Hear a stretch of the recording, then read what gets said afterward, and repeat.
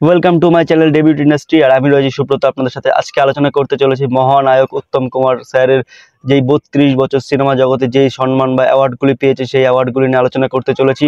তাই সম্পূর্ণ ভিডিওটি দেখতে থাকুন, আশা করি খুব ভালো লাগবে। মহানায়ক উত্তম কুমার তার চলচ্চিত্র জীবনে বহু পুরস্কার পেয়েছেন, যার মধ্যে 5 বার জাতীয় পুরস্কার, 8 বার BFJ পুরস্কার এবং 3 বার ফিল্মফেয়ার পুরস্কার। এছাড়াও আরও অনেক পুরস্কার তার ঝুলিতে রয়েছে। প্রথমে চলে আসি জাতীয় চলচ্চিত্র পুরস্কার। 1957 সালে তৃতীয় শ্রেষ্ঠ বাংলা ছবি হারানো সুর সিনেমার জন্য প্রযোজক হিসাবে পুরস্কার পান মহানায়ক উত্তম কুমার। এরপর চলে আসি 1961 সালে প্রযোজক হিসাবে দ্বিতীয় শ্রেষ্ঠ বাংলা ছবি সপ্তপদীর জন্য পুরস্কার পান মহানায়ক উত্তম কুমার। এরপর চলে আসি 1964 সালে উত্তর ফাল্গুনী সিনেমার জন্য প্রযোজক হিসাবে পুরস্কার পান মহানায়ক উত্তম কুমার। আবার 1964 সালে শ্রেষ্ঠ বাংলা ভাষার পূর্ণ দৈর্ঘ্য চলচ্চিত্র বিভাগে জাতীয় চলচ্চিত্র পুরস্কারে তৃতীয় শ্রেষ্ঠ বাংলা ছবি যৌতুকগৃহ, সেটিও প্রযোজক হিসাবে পুরস্কার পান মহানায়ক উত্তম কুমার। এবার চলে আসি 1968 সালে শ্রেষ্ঠ অভিনেতার পুরস্কার। ভারতের প্রথম শ্রেষ্ঠ অভিনেতার পুরস্কার পান মহানায়ক উত্তম কুমার অ্যান্টনি ফিরিঙ্গি এবং চিড়িয়াখানা এই দুটি সিনেমার জন্য। এই পুরস্কারটি তার হাতে তুলে দেন রাষ্ট্রপতি ডক্টর রাজেন্দ্র প্রসাদ। তিনি ভারতের প্রথম রাষ্ট্রপতি ছিলেন। এরপর চলে আসি ফিল্মফেয়ার পুরস্কার। 1976 সালে শ্রেষ্ঠ অভিনেতার পুরস্কারের জন্য মনোনীত হলেও ফিল্মফেয়ার থেকে তাকে পুরস্কার দেওয়া হয় না।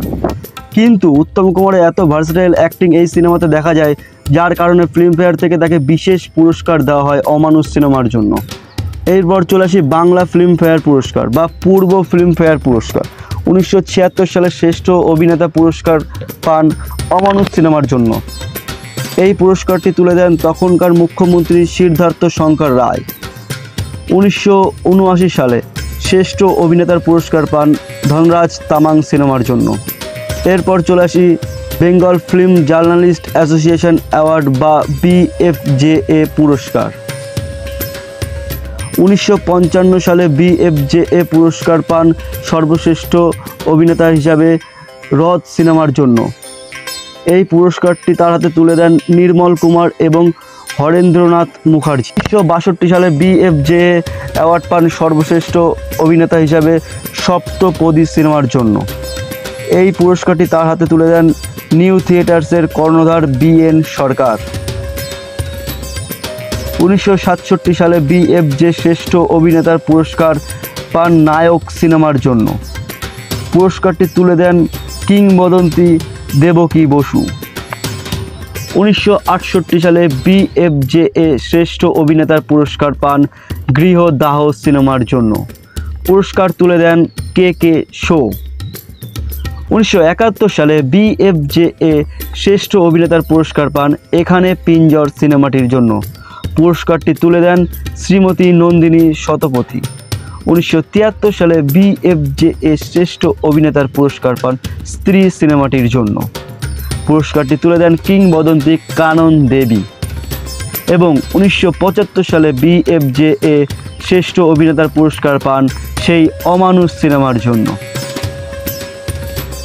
1977 সালে BFJA শ্রেষ্ঠ অভিনেতার পুরস্কার পান বন্যী শিখা সিনেমার জন্য। এরপর চলে আসি পশ্চিমবঙ্গ প্রগতিপন্থী চলচ্চিত্র সমালোচক সংস্থা পুরস্কার। 1974 সালে শ্রেষ্ঠ অভিনেতার পুরস্কার পান যদু বংশ সিনেমার জন্য। 1975 সালে শ্রেষ্ঠ অভিনেতার পুরস্কার পান অমানুষ সিনেমার জন্য। চলচ্চিত্র প্রসার সমিতি 1974 খ্রিস্টাব্দে শ্রেষ্ঠ অভিনেতার পুরস্কার পান যদু বংশ সিনেমার জন্য এবং 1975 সালে শ্রেষ্ঠ অভিনেতার পুরস্কার পান আবার সেই অমানুষ সিনেমার জন্য। প্রসাদ পত্রিকা পুরস্কার 1973 সালে শ্রেষ্ঠ অভিনেতার পুরস্কার পান স্ত্রী সিনেমার জন্য। এই পুরস্কারটি তার হাতে তুলে দেন কিংবদন্তি কানন দেবী। 1978 সালে শ্রেষ্ঠ অভিনেতার পুরস্কার পান আনন্দ আশ্রম সিনেমাটির জন্য। 1977 সালে শ্রেষ্ঠ অভিনেতার পুরস্কার পান ধনরাজ তামাং সিনেমাটির জন্য। সাংস্কৃতিক সাংবাদিক সংস্থা 1977 সালে শ্রেষ্ঠ অভিনেতার পুরস্কার পান অমানুষ সিনেমার জন্য এবং 1978 সালে শ্রেষ্ঠ অভিনেতার পুরস্কার পান আনন্দ আশ্রম সিনেমাটির জন্য।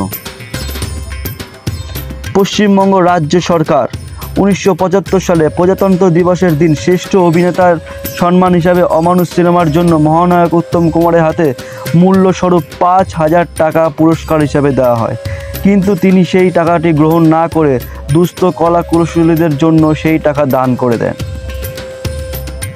এরপর চলে আসি ভারত সরকার কর্তৃক পুরস্কার। এই একটি মাত্রই পুরস্কার পেয়েছেন ভারত সরকার কর্তৃক মহানায়ক উত্তম কুমার। 1975 সালে মহানায়ক উপাধি লাভ করেন, সংসদে ঘোষিত হয় সেই পুরস্কার এবং পুরস্কারের মূল্য 50,000 টাকা দেওয়া হয় মহানায়ক উত্তম কুমারের হাতে এবং তিনি ভারতীয় চলচ্চিত্র জগতে মহানায়ক পুরস্কার পান। এছাড়াও 2009 সালের 3 অক্টোবর ভারতীয় ডাক বিভাগ তার স্মরণে একটি স্মারক পোস্টাল স্ট্যাম্প প্রকাশ করেন। কলকাতা মেট্রোর টালিগঞ্জ অঞ্চলে স্টেশনটির নাম রাখা হয়েছে মহানায়ক উত্তম কুমার মেট্রো স্টেশন। 2004 সালে টালিগঞ্জের ট্রাম ডিপোর পাশে তার একটি লাইফ সাইজ ভাস্কর্য তৈরি করা হয়। পরে 2017 সালে তার জন্মস্থান ভবানীপুরে একটি ভাস্কর্য নির্মাণ করা হয়। এছাড়াও 2020 সালে তার নামে বর্ধমান শহরে প্রায় 1.5 লক্ষ টাকা ব্যয়ে শ্বেত পাথরের একটি 6.5 ফুটের ভাস্কর্য তৈরি করা হয়। 2012 সালে পশ্চিমবঙ্গ সরকারের পক্ষ থেকে তার নামাঙ্কিত মহানায়ক খেতাব দেওয়া হয় চলচ্চিত্রে আজীবন স্বীকৃতির জন্য। টালিগঞ্জে তার নামাঙ্কিত একটি অডিটোরিয়াম আছে যা মহানায়ক উত্তম মঞ্চ নামে পরিচিত।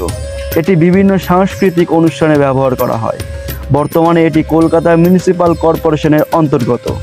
1981 সালে তার মৃত্যুর 1 বছর পর থেকে তার নামে প্রত্যেক বছর উত্তম কুমার পুরস্কার দেওয়া হয় বিভিন্ন স্বীকৃতি মানুষের জন্য।